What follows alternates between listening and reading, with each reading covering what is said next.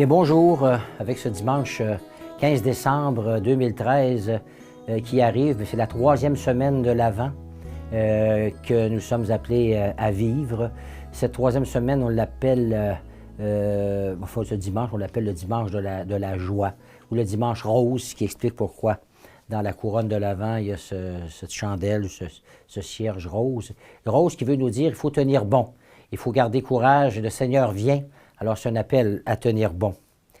Et d'autre part, on peut se dire que, justement, parce que dans la vie des êtres humains que nous sommes, tout n'est pas toujours rose, eh bien, on est comme devant un choix entre ce qu'on attend dans la vie, ce qu'on attend de la vie, et, d'autre part, celui qu'on attend dans la vie, et qui, lui, va nous aider à porter un regard différent, justement, sur ce qui peut advenir dans nos vies, et nous faire passer peut-être de nos espoirs humains, souvent à courte vue, à la véritable espérance.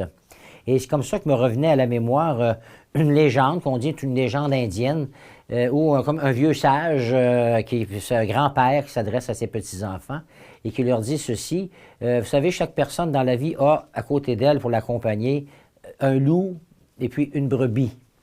Eh bien, le loup, c'est celui qui va suggérer, enfin, tout ce qui est des fois un peu au goût du jour, profite de la vie, prends ce qui passe, si c'est pas toi, ça va être un autre. Alors, profite de tous les plaisirs, tâche de ne rien manquer, enfin, tout ce qui est de cet ordre-là. Tu as le droit de te venger, l'autre personne n'avait qu'à ne pas t'offenser, etc. Et la brebis, elle, eh bien, elle nous suggère tout ce qui est de l'ordre de l'amour, de la tendresse, de la délicatesse, du pardon, du don de soi, dans l'amour, justement, véritable. C'est tout ce qui est la joie profonde qu'on peut goûter. Finalement, un peu tout ce qu'on trouve dans l'Évangile, les valeurs de l'Évangile. Et le vieux sage dit à ses petits-enfants, lequel des deux, entre le loup et la brebis, pensez-vous qu'il va gagner dans la vie? Alors, on serait porté à dire, mais ça va être le loup, il est plus fort physiquement. La pauvre brebis est comme déclassée par rapport à lui. Mais la réponse que le vieux sage apporte, c'est que celui ou celle qui va gagner, c'est celui ou celle que tu vas nourrir.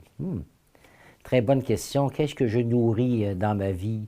Est-ce que je mourrais assoiffé à côté, alors que la source est là toute prête, puisque le Christ est le même, hier, aujourd'hui et demain?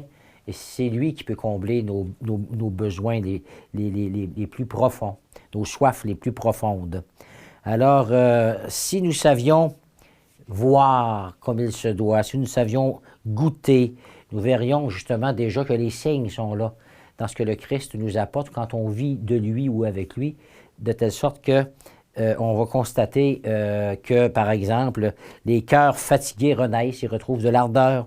Ceux que la vie et les dépendances diverses enchaînent, vont être déliés de leur chaîne. Les aveugles vont voir mieux, vont retrouver l'essentiel.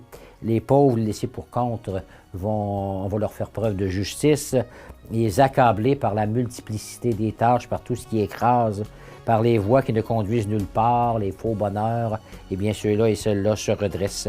Eh bien, sois fort et garde courage, attends le Seigneur, accueille-le, ouvre ton cœur à celui qui vient, et tu goûteras la joie véritable.